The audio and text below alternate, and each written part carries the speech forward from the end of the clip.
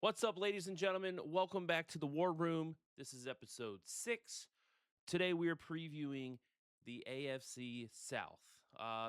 Last couple years, we've kind of seen some intrigue in this division. This isn't like the NFC South.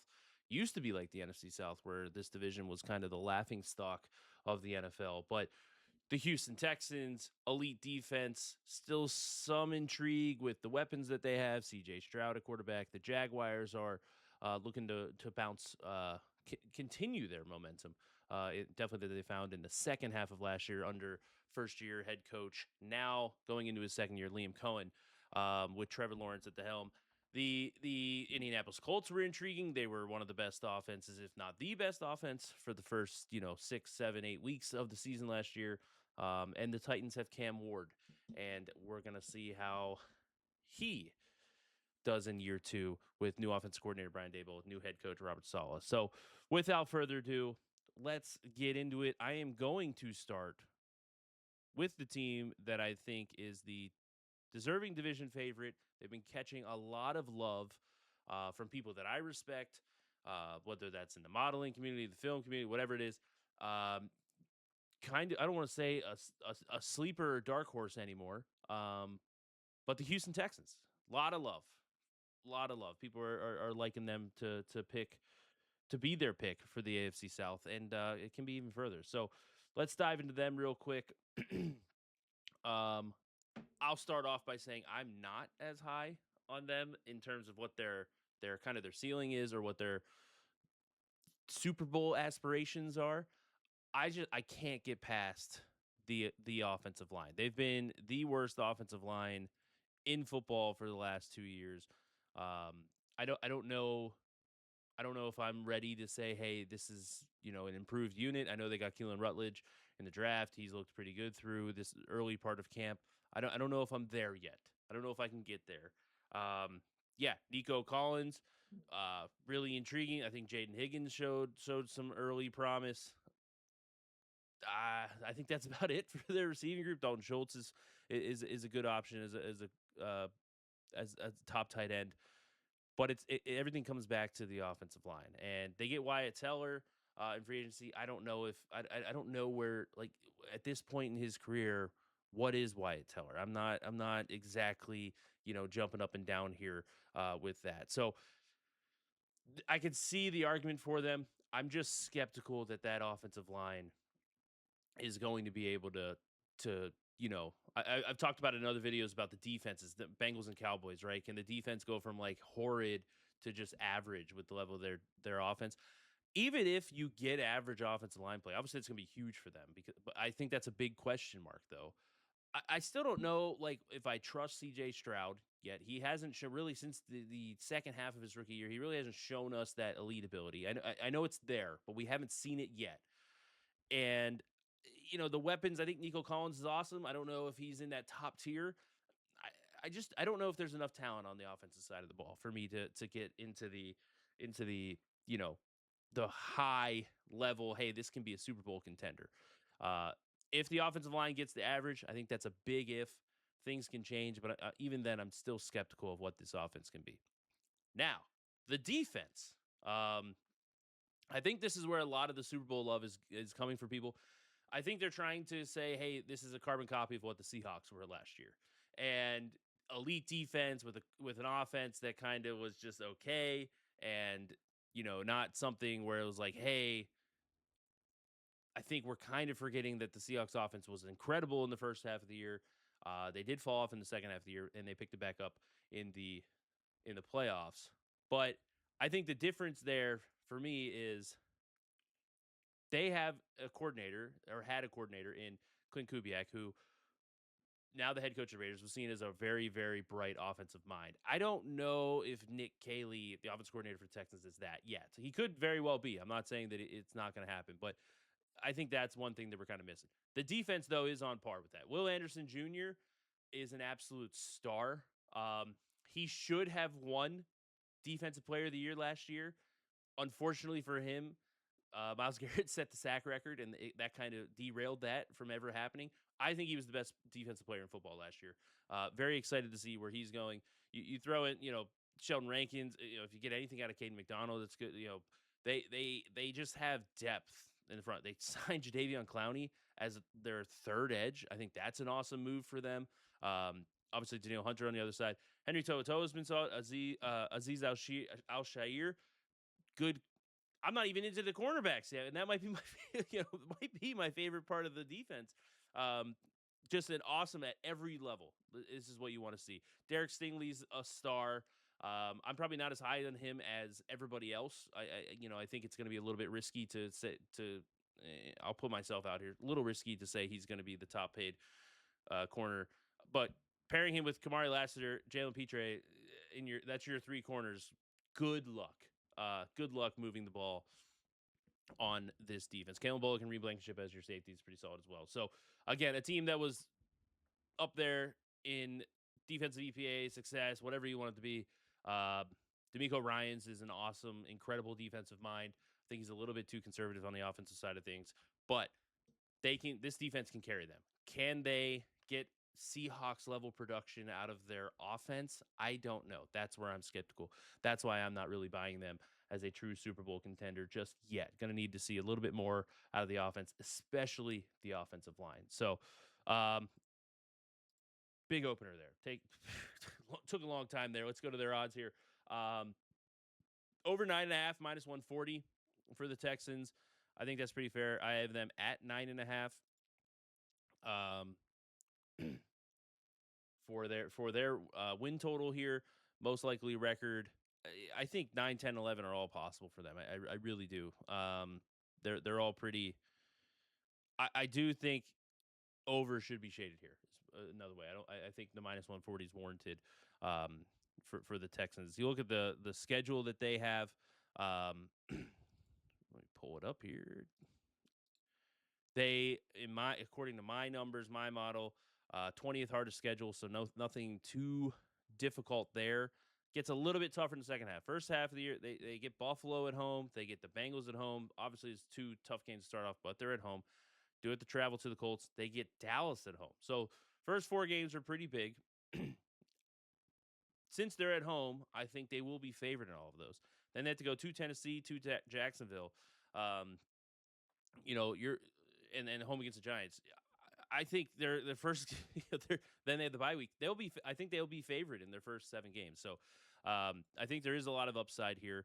A lot of coin flips is what happens when you have a maybe poor offense and good defense. That's kind of that's kind of how things work for you. But again, they're going to lean on that defense. I do think 9.5 minus 140 is a fair price there. Nothing for me to get involved with, but I think that's the right price. When we look at the AFC South division odds, plus 115, they're the division leader. Still kind of like, this is where I'm a little skeptical. I don't think they should be this much of a favorite. It's kind of not as much, but similar to the Ravens and Bengals with the AFC North. If you go watch my AFC North preview, I have them at like 37%, 38% for the Texans. I don't think they should be anywhere near this plus 115 number. Nothing to do there, but you'll see, obviously, as I continue on with the rest of the division where I think the value lies there. Minus 190 to make the playoffs. Again, we're talking about similar. Going to be the theme here. I just mentioned that I'm a little bit low on them to win a division. That's going to affect their playoff odds. I have them at like 58% to make the playoffs. I don't think minus 190. I would be intrigued by the other side of that price. But again, not really rushing to the window here. They do have a stretch in the second half of the year that is after they play at the Browns. They have home against the Colts, home against the Ravens, at the Steelers, at the Commanders, home against the Jaguars, at Philly, at Green Bay. Gonna be interesting. That's gonna kind of be the stretch there for them. That's gonna basically, I think, set their win total, how they perform on that one. Going to the Super Bowl odds. 17-1. They're in that middle of the stretch with the AFC where every team is kind of just bunched together. That's going to be the theme here. Don't think there's any value there. Nothing really for me to do with the Texans. Again, Texans have an elite defense. I think Will Anderson Jr. is the maybe maybe going to grow into the best defensive player in football. I just can't trust the offense yet. I don't think they should have this price just yet with what the state of their offense is. Their offense line is going to be key for them. We'll see if they can continue on there. So let's move on to the Jaguars, next team in the division. Went a little long there on the Texans, so I will try to speed this up here. Um, Looking at the Jaguars, again, I mentioned I think they should be a little bit closer to the to the Texans than what the market is showing there.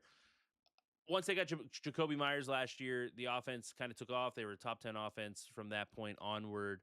I think we kind of saw the Liam Cohen effect taking hold. Trevor Lawrence was getting around and getting familiar with the offense.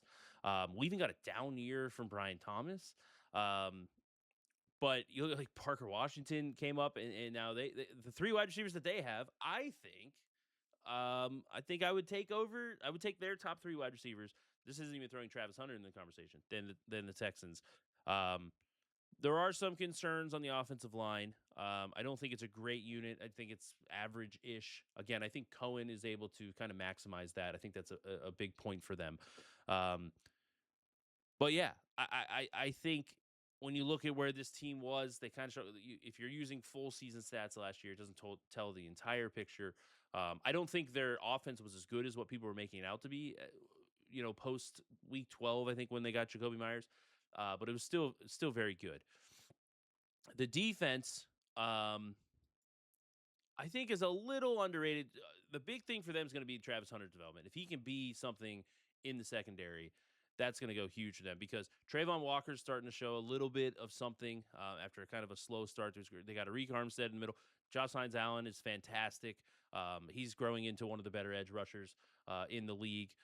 They have the pieces to kind of get after the passer, kind of disrupt things on the defensive line.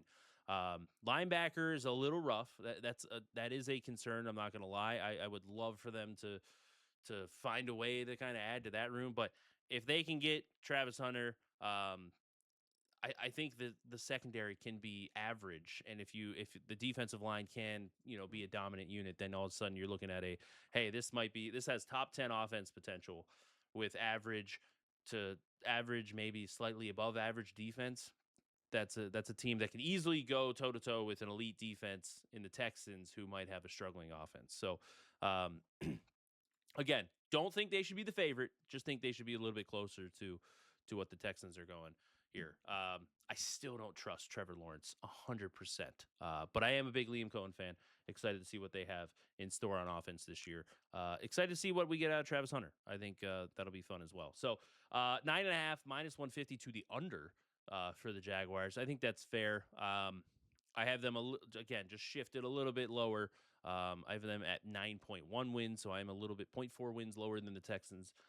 You look at their schedule, a little bit more mixed bag. They don't have I don't say they have a brutal stretch, but they do have, second, they have to go to Chicago, home against Pittsburgh, at Houston, at Dallas, to end, or in late in the year. That'll be a big stretch for them. But home against Cleveland, at Denver, home against New England, at Cincinnati, home against Philly, home against Houston is kind of the I would say the brutal stretch for them. Kind of to start the year off. Depending on how you view Denver, that's a pretty pretty rough stretch. Those are the two stretches. Gets a little bit easy in the middle, a little bit that's kind of where they get some relief there with their bye week coming in week 7 after that brutal stretch.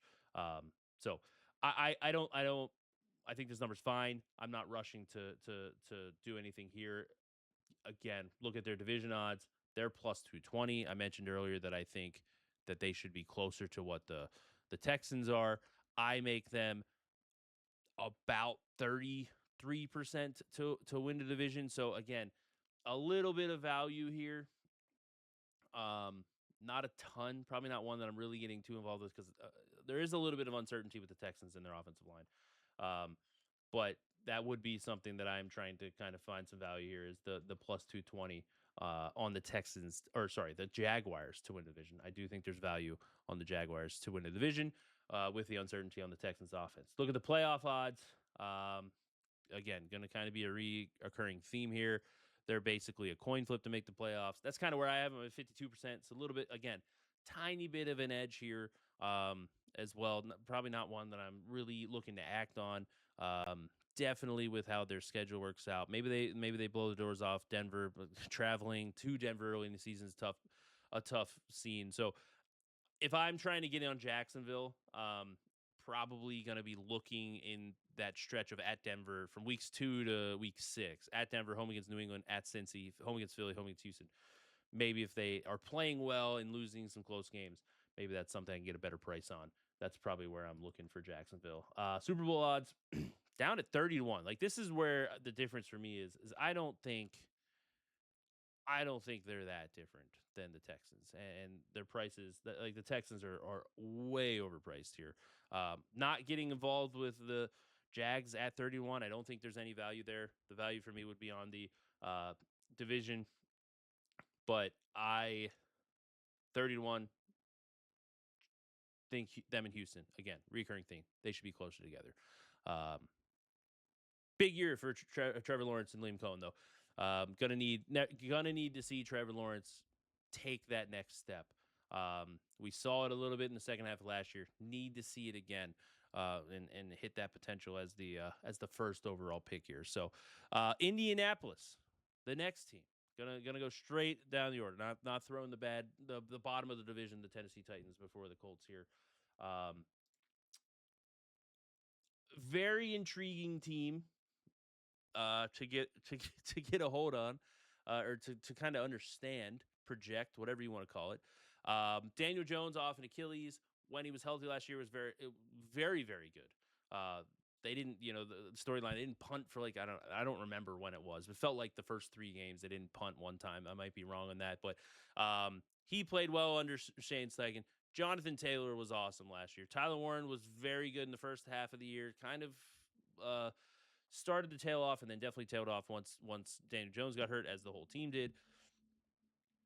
There is upside here with the Colts because I think their offensive line is very good. Top 10 unit for me. I think their weapons are good. Alec Pierce, that's one to monitor, though. They did ship Michael Pittman off to the Steelers. Josh Downs is the second option. It's fine. Pierce had a breakout year, still has some ankle issues.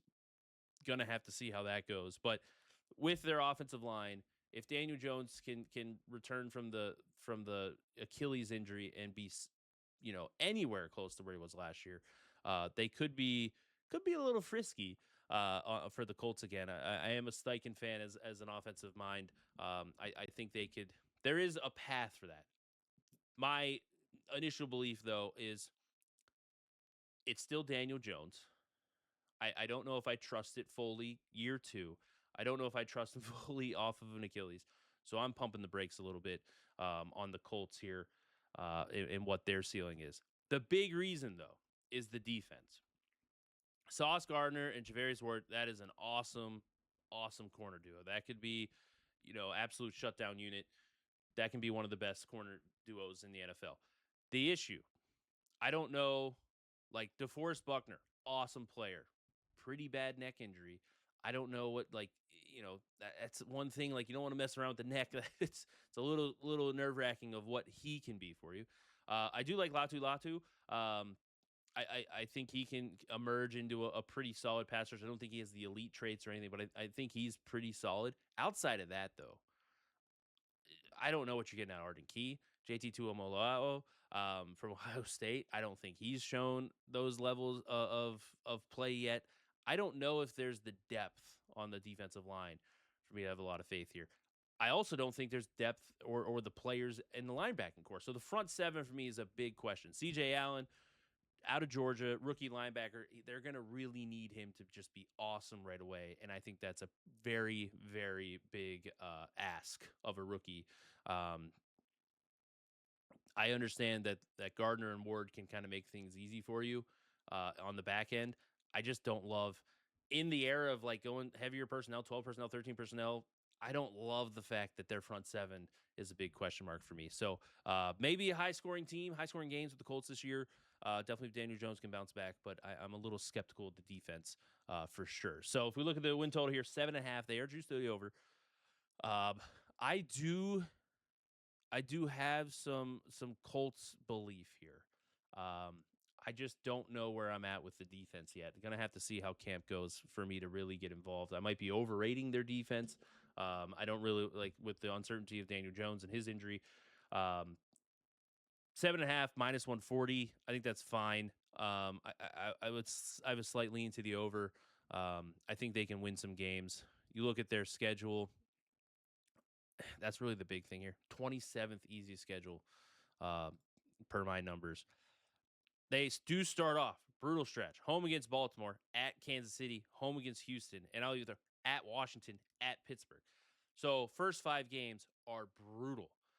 So if I'm gonna get involved here, I think it's a second half of the year thing, maybe week 5, 6, 7, somewhere in there, because they do have Tennessee. Then they got to go to Minnesota and to Jacksonville. So um, it's just that's rough. That's a tough stretch of the year. Second half of the year is a little bit more favorable, but there's still some tough games in there for the definitely on a team that I think the defense could struggle quite a bit. Um, maybe again, maybe more of a look after those first 5 games or so. Definitely those first 3.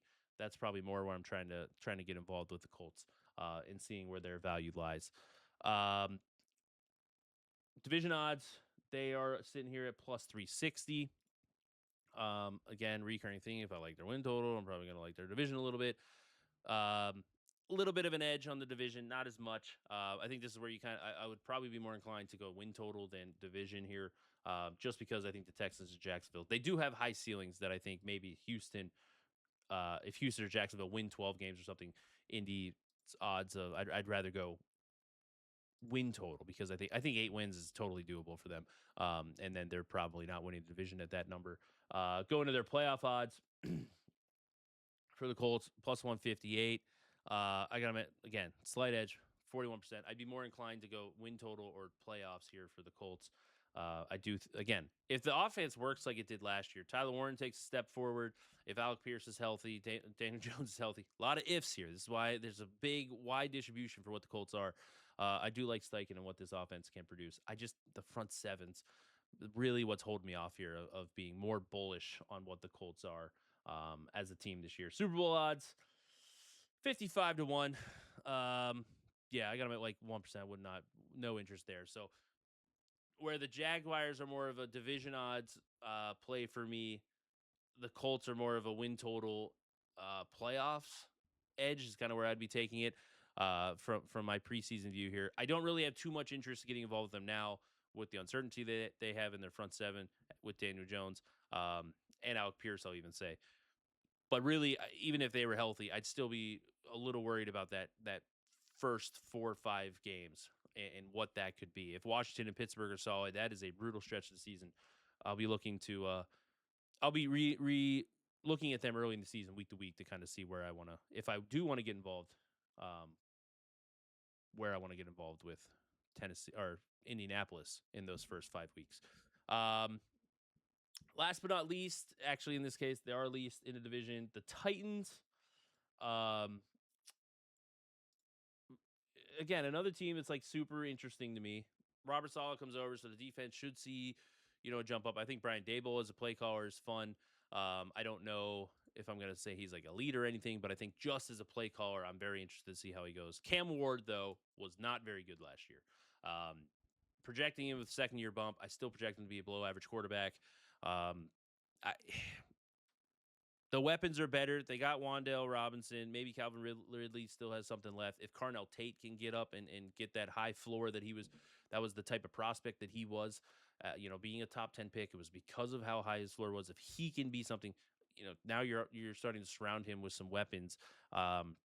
A little skeptical of the offensive line. Peter Skoronski, very good. I like Dan Moore, like J.C. Latham. If Latham takes the next step, that'd be big.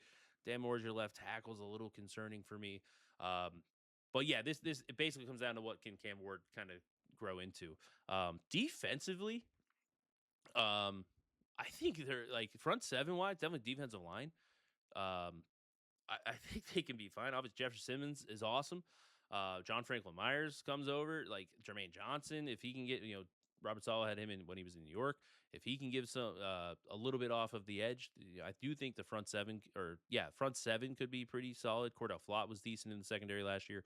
Going to need some some improvement on the in the secondary though. That's really where their worry is.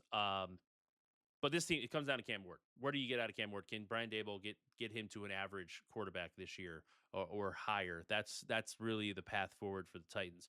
When you look at their schedule, unfortunately, they didn't get, like I said, Indy has the 27th. They're 21st, so it's definitely a doable schedule. I don't know what this team can be. I'm not a huge Saleh fan as a head coach. I think he's very good defensive mind. That is the one intrigue for me. The defense could get better because Saleh, I think they had a horrible coaching situation last year. If Brian Daboll, then you're bringing two good offensive and defensive minds. Where does that take you? The problem being is that with where they are, they did make improvements. I think you're looking at it right now, there's two games that they're favored in. And one's first game against the Jets, and then they play the Browns at home as well. So that's the concern for me is what are we really getting out of Tennessee this year? Um, I don't know. They're super variable. I wish Cam Ward showed me more last year. Maybe Dayball makes the big jump. Maybe it was just a bad situation. But it's hard for me to get involved because of where, without knowing what you're getting out of the quarterback. It's I just don't know where you're going here. And I don't think they have the like Carnell Tate, Wandale Robinson, Calvin Ridley. It sound the you know prospect of them being a very good trio is possible. Still unknown. I don't think the offensive line is there yet either. So a lot of concerns on the offensive side of the ball. Secondary is a concern for me as well. So not exactly rushing to the window here to be on the Titans. Under 6.5 minus 135. I do like that a little bit. I would be more inclined to take the under here. Again, betting against the coaching situation, betting on that Cam Ward is more like his rookie self than an average quarterback. Because I think if he jumps to average, that's a pretty big jump for him of what we saw last year. So I'd be inclined to take the under 6.5 there. Even with the juice, they're plus 950 to win the division. I have them at 6% to win the division. I just don't see the ceiling here. I don't see either unit possibly be going like to a top 10. If you're telling me they're average on both, they're not playing a super easy schedule. Really hard for me to see them getting the division with what Houston's ceiling is, what Jacksonville's ceiling is, and what even Indianapolis can show. Definitely from an offensive standpoint, it's really really hard for me to justify. You know, even 10-1 here. I would need some extra, some better odds there. We'll say. Playoffs. Interested to see here plus 430. The theme here about 19%. I have this number at 14, 15%. Again, I don't. The ceiling's just not there for me. Maybe Cam Ward, gets shot out of a cannon under Dayball and is great. I think the issue though is like I look at Drake May in year one. We saw a little bit of what he could have been with the Patriots. He got a better coaching staff, and we saw the offensive explosion. I even still was a little skeptical of what that offense was last year. I just don't like best case scenario for this team is like it feels like 9 wins, you know. Um, that doesn't guarantee you into the playoffs. That doesn't guarantee you to win a division. I can't get there. I don't. Again, they don't have an easy schedule. I don't know what the offense is. I don't know what the defense is. Definitely the back seven. Um, concerning. Concerning. They're rightfully the bottom team in the AFC South. So, that is it for the AFC South preview. Ran through them quick. Houston is your deserving favorite, but I do believe Jacksonville should be closer to them than what the market is having you believe. Indy has a high upside on offense, but I think they have a pretty low floor on offense, and I don't know if there's a super high upside on defense. So very wide range of outcome for Indy this year. I do think they're intriguing as maybe an alt maybe win total thing. Maybe they could sneak into the playoffs because they do play that easy schedule. In Tennessee, a lot's going to come down to what you get out of Cam Ward and his progression under new offense coordinator Brian Dable and Carnell Tate as his new wide receiver one. So that is it. That is 6 episodes done on the War Room. Please like and subscribe, comment below. If you could just do one thing, helps the YouTube algorithm push my channel out to more people. If you could like and comment, that would be great. Tell me who you think I am wrong on, why I'm wrong on Houston, any team. Tell me who you think the favorite's going to be. Tell me you think Cam Ward is going to be an All-Pro this year. Whatever it is, please like and subscribe. And we'll be back next week. 2 divisions left: AFC East and NFC West. You're a lot of Super Bowl contenders in those 2 divisions. So we'll be breaking those down. Next Thursday, we'll be back with another one. And again, like and subscribe. Please, as you leave, cancel out of the video. Thank you so much for watching. See you next week.